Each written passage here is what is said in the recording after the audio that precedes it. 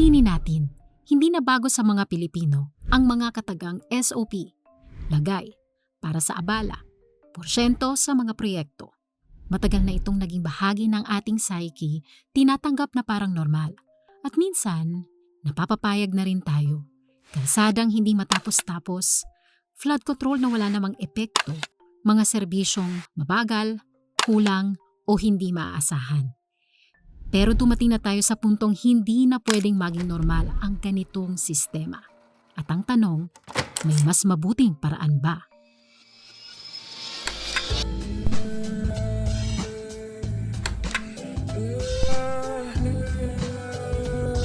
Si Juan, lumalaban ng patas. Nag-aral, nagsusumikap, nagbabayad ng buwis ng tapat. Pero sa dulo ramdam niya ang pagkatalo. Dahil sa classroom na sira, health center na walang gamot o kaya doktor, pahirap ang pagbiyahe dahil sa siksikang pampublikong transportasyon o lubak-lubak na mga kalsada. At dumadating siya sa tanong, kung lagi na lang ganito, bakit pa ako susunod sa sistema? Pero dito nagsisimula ang pagbabago. Kapag ang mga taong tulad ni Juan na matagal nang naglalaro ng patas ay nagsabing, hindi na kami papayag na maloko. Anong sistema ang mas mabuti? Tanong ni Juan. Isang sistema kung saan ang buwis na binabayad mo ay may balik na malinaw at ramdam mo mismo. Kung may bagong classroom at sapat ang guro, hindi na siksikan ang mga estudyante. Kung may ospital na may gamot at malinaw ang serbisyo, hindi na kailangang umutang ang pamilya. Kung maayos ang flood control, hindi na kailangang magtiis pa sa baha taon-taon. Ganito dapat gumagana ang budget ng bansa. Open-minded ka ba? Good. Kasi may tatlong paraan kung paano pwedeng ayusin ang budget para talagang maramdaman ito ng tao. Isa-isahin natin. Una, participatory budgeting. Sa participatory budgeting, hindi lang politiko ang nagdedesisyon kung saan gagastusin ang pera ng bayan. Kasama mismo ang komunidad sa pagpili ng proyekto. Halimbawa, kung nasa isang barangay assembly, pwedeng itanong sa mga residente, mas kailangan ba ng bagong classroom, health center o kalsada? At doon ibabase ang pondo. Kung 5 million pesos ang budget ng bayan, pwedeng sabihing 3 million pesos para sa classrooms, 1 million para sa health center at 1 million para sa streetlights dahil yun ang kailangan na sinabi ng mga tao. Sa ganitong sistema, boses ng mga Pilipino ay kasama sa desisyon. Hindi lang kung ano ang gusto ng politiko kundi kung ano ang mahalaga sa komunidad. Pero may hamon din dito. Handa ba tayo maglaan ng oras at effort para makilaho? Dahil kung ang iilan lang ang dumadalo, sila lang ang maririnig. Pangalawa, performance-based budgeting. Sa performance-based budgeting, hindi sapat na humingi lang ng pera ang isang ahensya ng gobyerno. Dapat may malinaw na target at may sukatan rin sa huli ng tagumpay. Halimbawa, kung 1 billion ang inilaan sa Department of Education, hindi lang dapat classroom ang naitayo. Kailangan ding sukatin kung bumababa ang bilang ng mga dropouts, dumami ang pumapasok araw-araw at gumanda ang kalidad ng pagtuturo. Kung 500 million pesos ang inilaan sa Department of Health para sa barangay health centers, dapat mas maraming nabakunahan, naging mas mabilis ang serbisyo, at mas kaunti ang nagkakasakit. At kung 5 billion pesos ang inilaan sa Department of Public Works and Highways para sa kalsada at tulay, hindi sapat na may natapos na kilometro ng kalsada o tulay.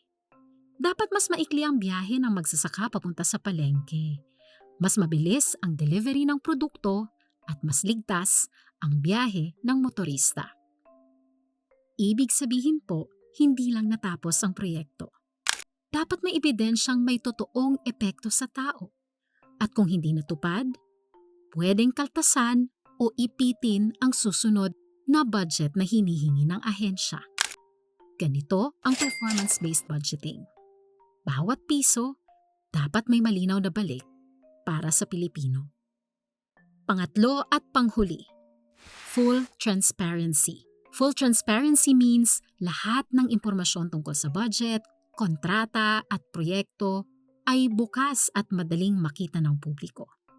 Halimbawa nito, kung 10 million pesos ang inilaan para sa isang tulay sa probinsya, dapat online makikita kung sino ang kontraktor, magkano ang kontrata, at natapos ba ito sa takdang oras.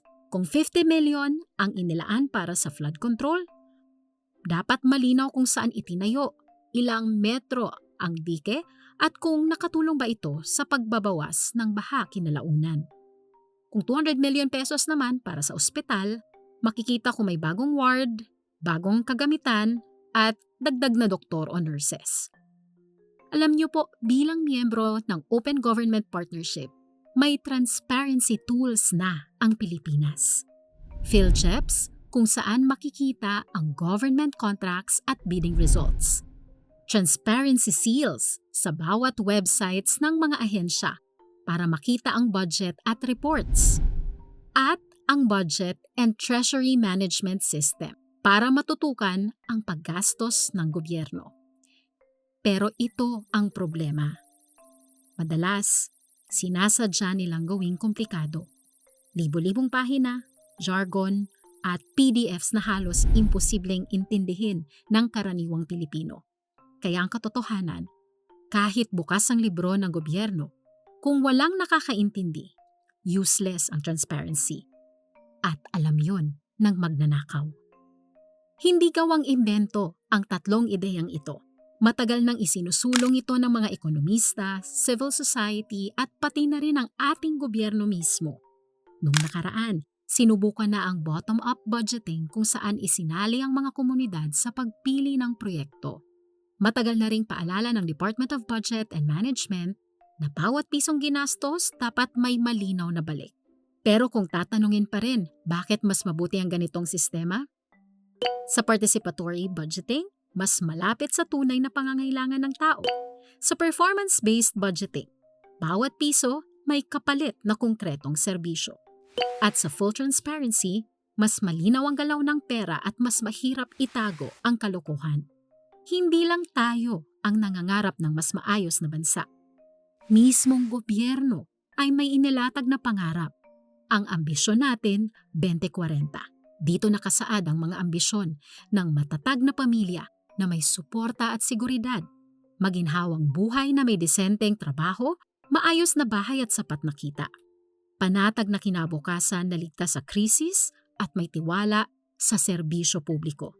Ganda, no? Napaka-inspiring. Pero sa likod ng pangarap na ito, ang napakalaking sagabal, isang sistemang bulok, makasarili at abusado. Ang tanong, titiisin pa ba natin?